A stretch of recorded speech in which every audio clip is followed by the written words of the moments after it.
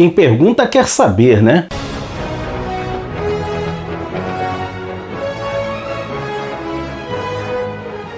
Olá! Bem-vindo ao Fantasma Brasil! Vamos responder algumas perguntas que foram enviadas para a gente no nosso grupo de WhatsApp e também no Instagram.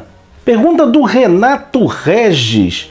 Existe alguma publicação brasileira, jornal, revista, internet, rede social, onde são publicadas as tiras diárias e dominicais do Fantasma, além, é claro, do nosso querido blog Fantasma Brasil?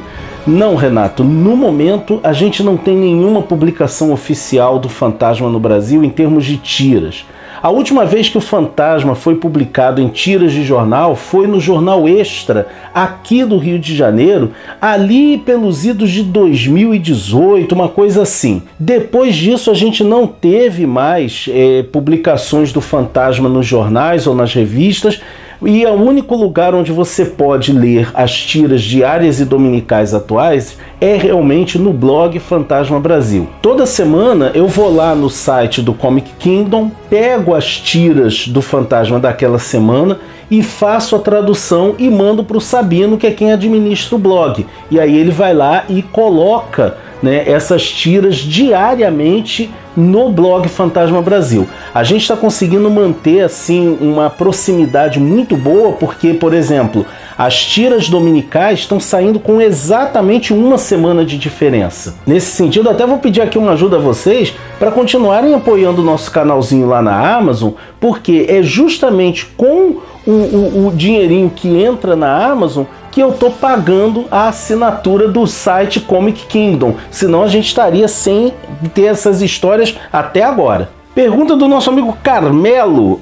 Ao declamar o juramento no momento da transmissão do manto, que geralmente ocorre diante de um ferimento fatal no antecessor, perguntas: de todos até hoje, qual fez a transição com mais idade e qual assumiu o legado com menor idade? Para poder responder essa pergunta do Carmelo, eu tive que utilizar principalmente o cânone e a cronologia estabelecidos pelo Team Fantomen, porque o Team Fantomen eles têm tido esse cuidado de estabelecer quando nasce cada fantasma, quando ele assume o manto, quando ele morre e assim sucessivamente. Com essa cronologia do Team Fantomen, a gente conseguiu perceber uma coisa curiosa. A maioria dos fantasmas assume o manto, faz o juramento aos 18 anos de idade, que não por acaso é a idade em que, na maior parte dos países, o sujeito já é considerado maior de idade. Agora, segundo a cronologia do Team Fantomen, o mais velho dos Kit Walkers a fazer o juramento da caveira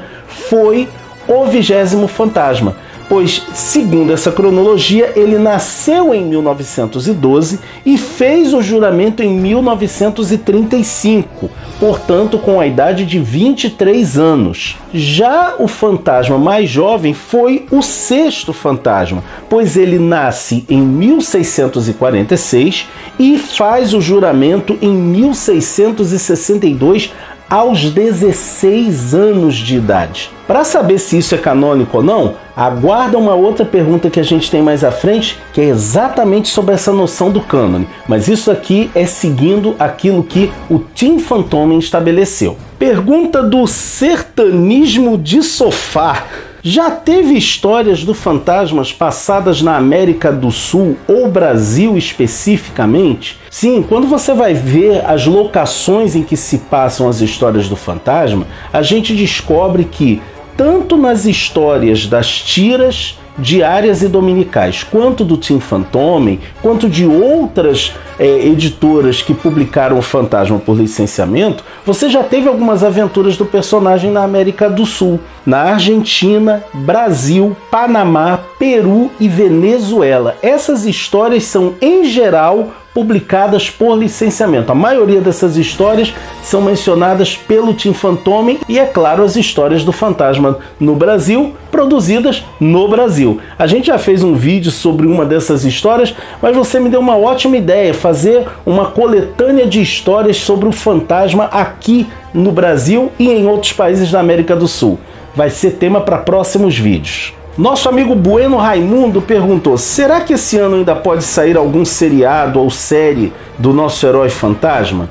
Bom, Bueno, o que está acontecendo é o seguinte, no ano passado houve um anúncio de que haveria uma série do Fantasma produzida pela mesma equipe que faz, o mesmo estúdio que faz The Umbrella Academy.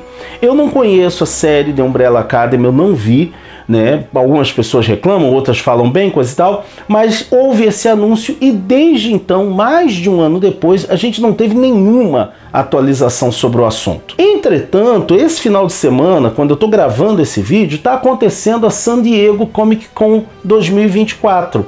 Então talvez a gente tenha ao longo desse final de semana alguma notícia, alguma novidade envolvendo o personagem. Tendo isso, a gente já avisa no nosso vídeo de notícias do mês. Fica aguardando que quando eu souber eu conto tudo aqui para vocês. O Tessari Daniel pergunta, poderia fazer um paralelo entre o fantasma e um mito grego?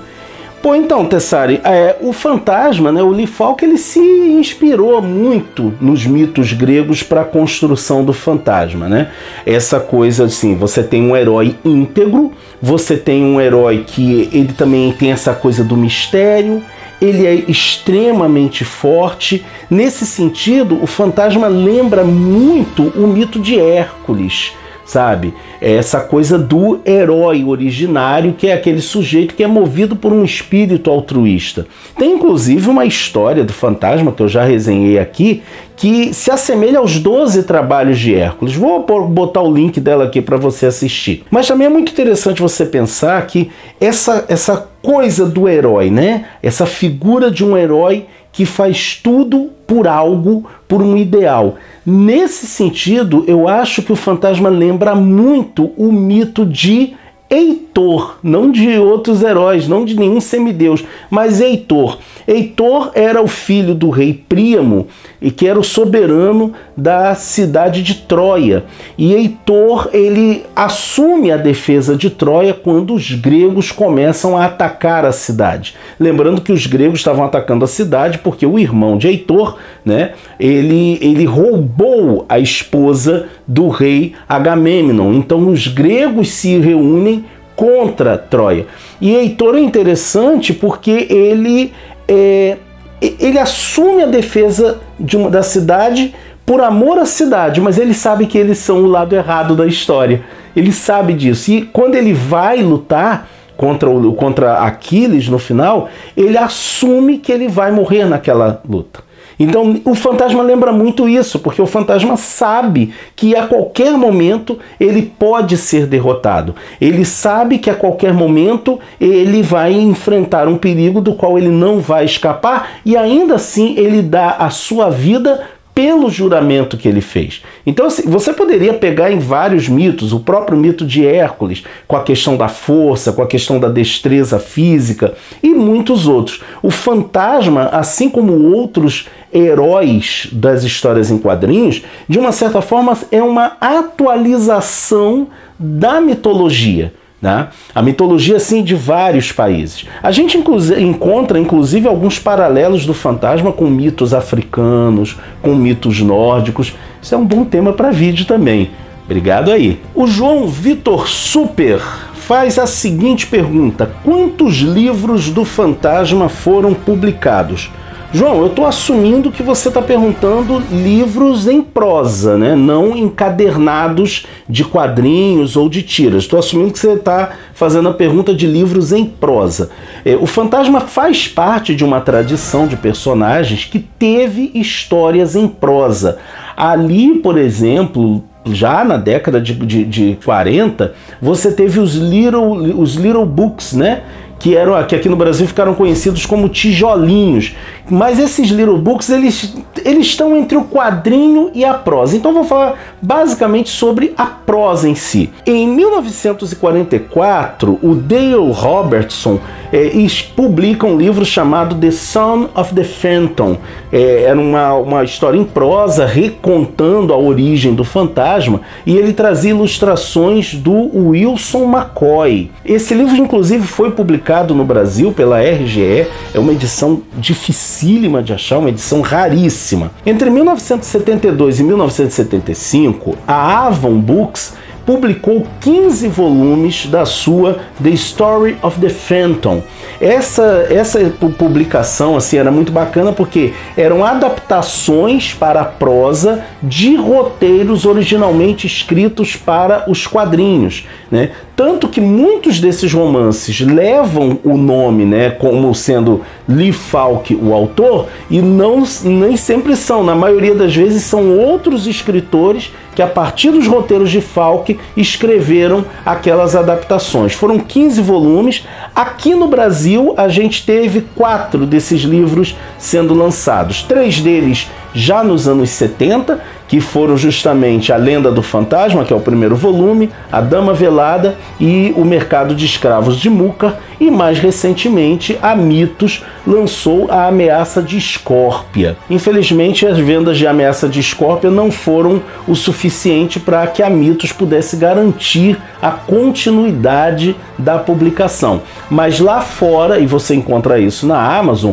os 15 volumes das histórias originais em inglês estão disponíveis porque eles são publicados pela Hermes Press. Eu tenho quase todos, só está faltando um. Em 1996, também pela Avon Books, saiu a novelização, né, a romantização do filme The Phantom. Ele contou com um texto do Rob McGregor, que a partir do roteiro original do filme fez uma adaptação. E olha, melhora em muito a história porque preenche uma série de lacunas que o filme deixou. Mais recentemente, a gente teve em 2007 e 2010 os 2 volumes da The Phantom Chronicles, uma publicação da Moonstone, que eram 2 volumes com contos do fantasma. Olha, gente, são excelentes os contos, são muito bons mesmo. Eu já fiz algumas resenhas sobre os livros do fantasma e vou deixar o link aqui.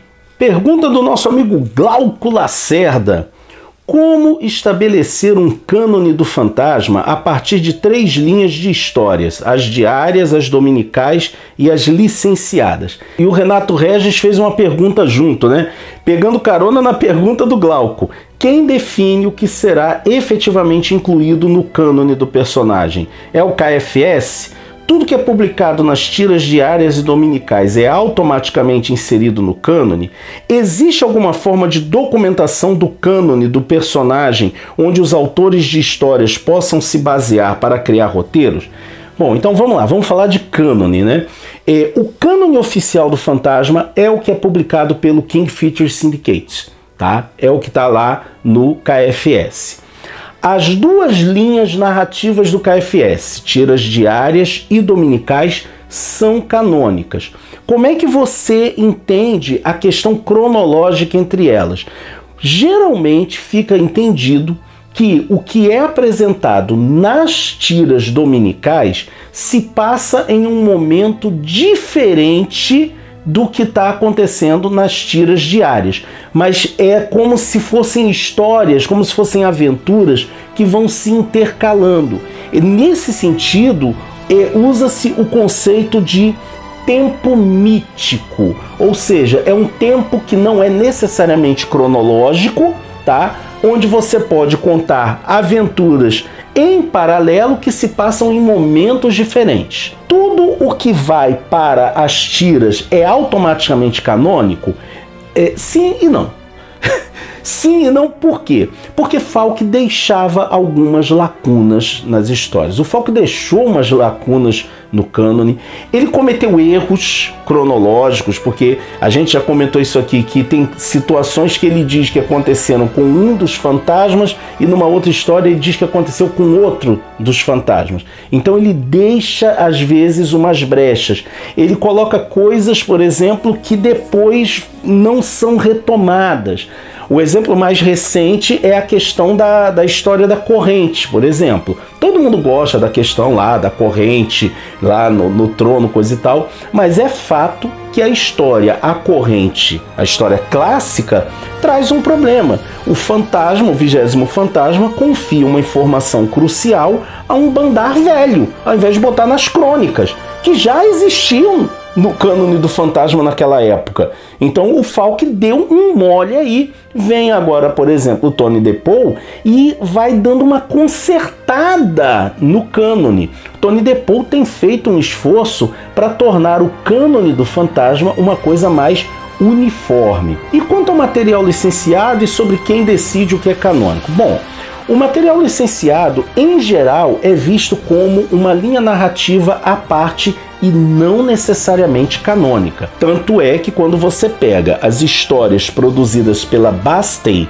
que é uma editora alemã que fez muitas histórias licenciadas do Fantasma, a cronologia é completamente bagunçada. Eles chegam a dizer, por exemplo, que o 10º Fantasma estava em atividade no início do século XX agora. Então é um negócio assim bem complicado que a Bastei faz. Então o que essas editoras licenciadas fazem fica a parte do cânone.